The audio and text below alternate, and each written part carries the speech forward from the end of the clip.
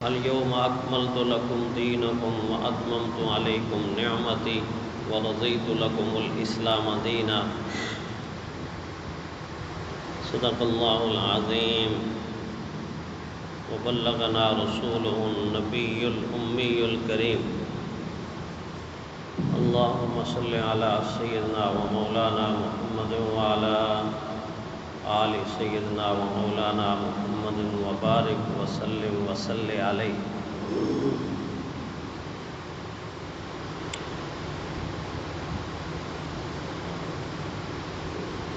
قرآن حکیم کی یہ آیت ایک خاص موقع پر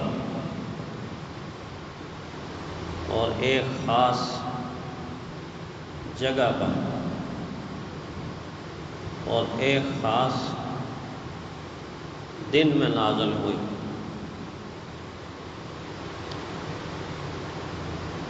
یہ خاص موقع کون سا تھا؟ یہ خاص جگہ کون سی تھی؟ اور یہ خاص دن کون سا تھا؟ یہ وہ موقع تھا کہ جب آدم علیہ السلام سے لے کر حضرت عیسیٰ علیہ السلام تک سارے نبی اپنا اپنا زمانہ نبوت مکمل کر کے اللہ تعالیٰ کے حضور جا چکے تھے۔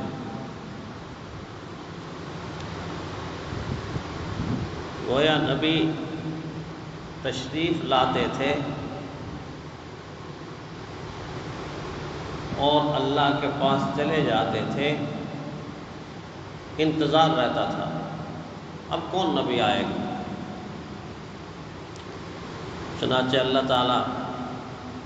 پھر کسی دوسرے نبی کو مبعوث فرما دیتے تھے۔ اس طرح تسلسل کے ساتھ یہ زمانہ انتظار کا زمانہ کہلاتا ہے۔ آئے ہیں نبی، اپنا کام مکمل کیا، اللہ کی بارگاہ میں پیش ہو گئے، رحلت فرما گئے،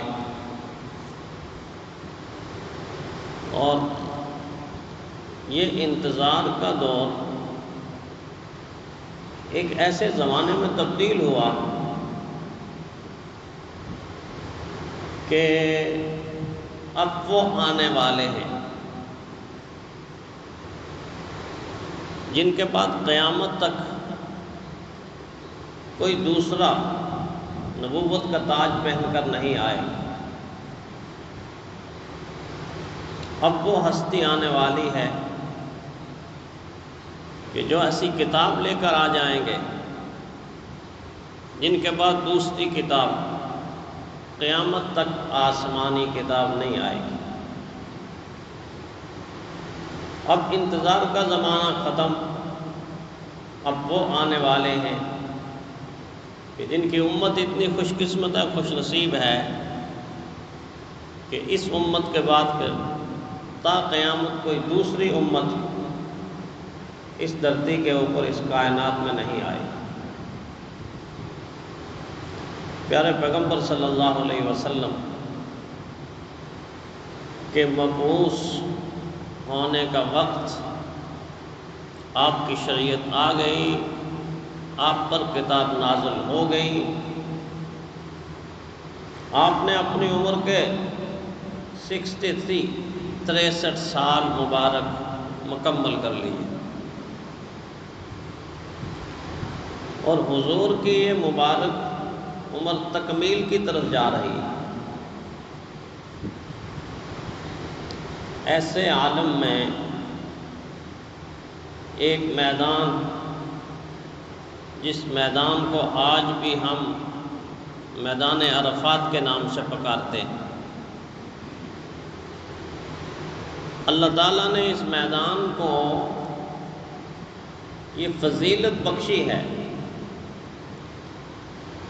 کہ 1,24,000 کم و بیش انبیاء جو اس دنیا میں تشریف لائے، ہر نبی اس میدان میں حاضر ہوا، اور حاضر ہونے کے بعد دامن پھیلایا، ہاتھ اٹھائے، اور اس میدان میں اپنے مبارک آنسو بہا بہا کر اللہ تعالیٰ سے التجائیں کی، درخواستیں کی، دعائیں مانگی۔ آدم علیہ السلام بھی یہاں حاضر ہوئے، اپنی اہلیہ حضرت حوا سے 40 سال کے بعد ملاقات بھی یہی ہوئی۔ اس ملاقات کے ساتھ ساتھ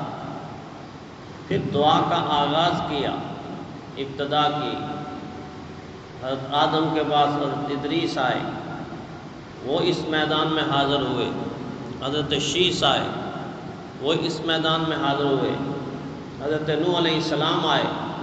وہ اس میدان عرفات میں حاضر ہوئے۔ حضرت داؤد علیہ السلام آئے، وہ اس میدان میں حاضر ہوئے۔ حضرت سلیمان علیہ السلام آئے، وہ اس میدان میں میدان عرفات میں حاضر ہوئے۔ حضرت یعقوب علیہ السلام آئے، وہ اس میدان میں حاضر ہوئے۔ حضرت یوسف علیہ السلام آئے، یونس علیہ السلام آئے، ابراہیم علیہ السلام آئے، حضرت اسماعیل آئے، حضرت موسیٰ آئے، حضرت عیسیٰ، جتنے انبیاء تشریف لائے اس میدان میں حاضر ہو کر اللہ کی بارگاہ میں التجا کرتے رہے، دعا کرتے رہے۔ یہ وہ میدان ہے، میدان عرفات۔ اسی میدان میں پیارے پیغمبر صلی اللہ علیہ وسلم اپنی عمر مبارک کے آخری سال میں حاضر ہوئے، لیکن آپ کی حاضری باقی انبیاء کی حاضری سے مختلف تھی۔ حاضر تو جن جن کے میں نے نام نامی اس میں گرامی لیے ہیں، وہ سارے ہی حاضر ہوتے رہے، سب دعائیں مانگتے رہے، سب التجائیں کرتے رہے۔ یہاں پر سب عبادت اور بندگی بجا لاتے رہے، لیکن پیارے پیغمبر صلی اللہ علیہ وسلم جب حاضر ہوئے اور دوپہر کے وقت حضور صلی اللہ علیہ وسلم وہاں موجود، نصف النہار، سورج سروں کے اوپر ہے، اور سورج کی روشنی ایسے لگ رہا ہے کہ جیسے آسمان کا سورج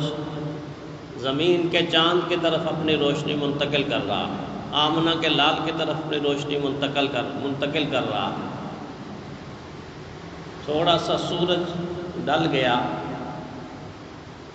پیارے پیغمبر صلی اللہ علیہ وسلم اس میدان میں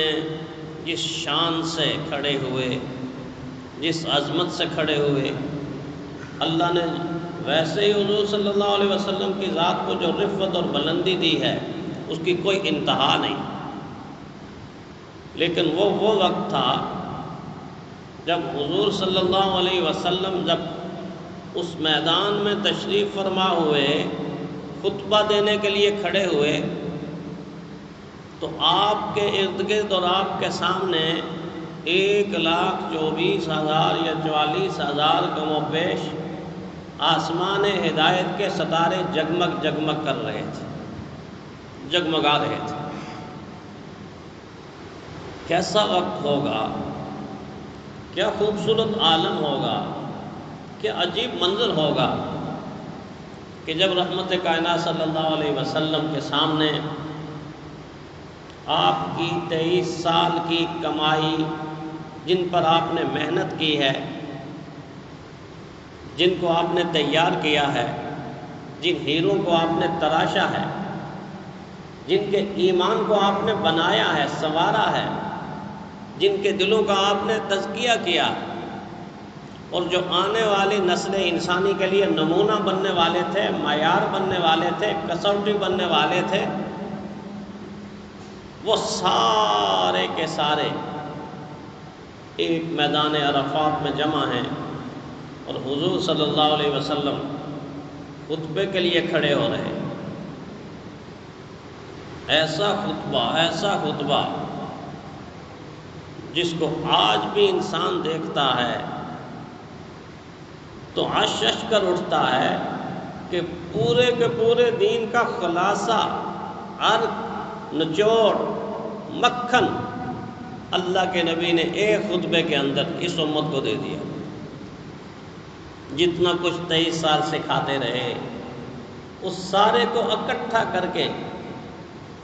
ایسے گلدستہ بنا کے حجۃ الوداع میں آخری خطبے میں اس امت کو حوالے کر کے حضور صلی اللہ علیہ وسلم کہے کہ یہ ہے اصل میں بنیاد، اس میں تمہاری سیاسیات بھی ہیں، اس میں تمہاری سماجیات بھی ہیں، اس میں تمہاری مذہبی عبادات بھی ہیں، اس میں تمہارے معاشی پروگرام بھی ہیں، اس میں تمہاری ثقافت بھی ہے، تہذیب بھی ہے، تمدن بھی ہے، کلچر بھی ہے، سارے کا سارا نظام تمہارا اس میں ہے، تا قیامت نسل انسانی کو بتایا کہ کامیابی کا زینہ اور ذریعہ یہی ہے۔ ایسا جامع خطبہ، ایسا عجیب خطبہ۔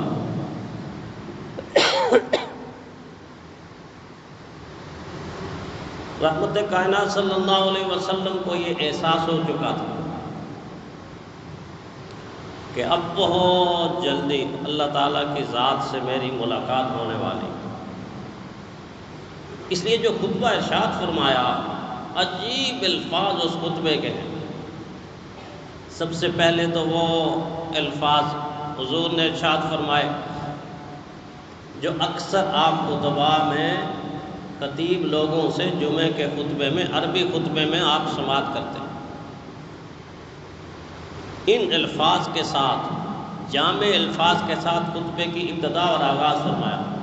الحمدللہ نحمدہ ونستعینہ ونستغفرہ ونؤمن بہ ونتوکل علیہ ونعوذ باللہ من شرور انفسنا ومن سیئات اعمالنا من یہدہ اللہ فلا مضل له ومن یضلل فلا ہادی له ونشهد ان لا الہ الا اللہ وحدہ لا شریک له۔ اللہ جل شانہ کی وحدانیت، اللہ کی توحید، اللہ کی کبریائی، اللہ کی بڑائی کے یہ الفاظ جس کو پیارے پیغمبر صلی اللہ علیہ وسلم نے اپنے خطبے کی بنیاد بنائی، خطبے کی ابتدا کی، خطبے کا آغاز فرمایا، اور خطبے کا آغاز فرمانے کے بعد رحمت کائنات صلی اللہ علیہ وسلم نے کم و بیش تقریباً 8 مرتبہ ایسے الفاظ استعمال کیے کہ جن سے صحابہ کو یقین ہو گیا کہ آج کے بعد پیارے پیغمبر صلی اللہ علیہ وسلم کی ملاقات اس میدان میں شاید ممکن نہ ہو، شاید ممکن نہ ہو۔ حضور صلی اللہ علیہ وسلم نے بھی لفظ ایسے استعمال کیا، شاید کا لفظ استعمال کیا، یقیناً نہیں کہا۔ یقیناً اس لیے بھی نہیں فرمایا کہ صحابہ کو تسلی دینا بھی مقصود تھا، چونکہ جتنی محبت اور الفت اور چاہت ان کے دلوں کے اندر حضور صلی اللہ علیہ وسلم کی بھری ہوئی تھی اور کوٹ کوٹ کر بھری ہوئی تھی، اگر ان کو خیال بھی آتا تھا کہ حضور ہم سے جدا ہو جائیں گے یا ہم حضور سے جدا ہو جائیں گے، تو ان کے اوپر قیامت سے پہلے قیامت ٹوٹ پڑتی تھی، دل کی ایک عجیب کیفیت ہو جاتی تھی، ہوش و حواس کام کرنا چھوڑ دیتے تھے اگر وہ تصور اور خیال بھی کرتے تھے۔ جب انسان کو کسی سے محبت کی انتہا ہو، پھر انسان پر جدائی بجلی بن کر گرتی، بجلی بن کر گرتی،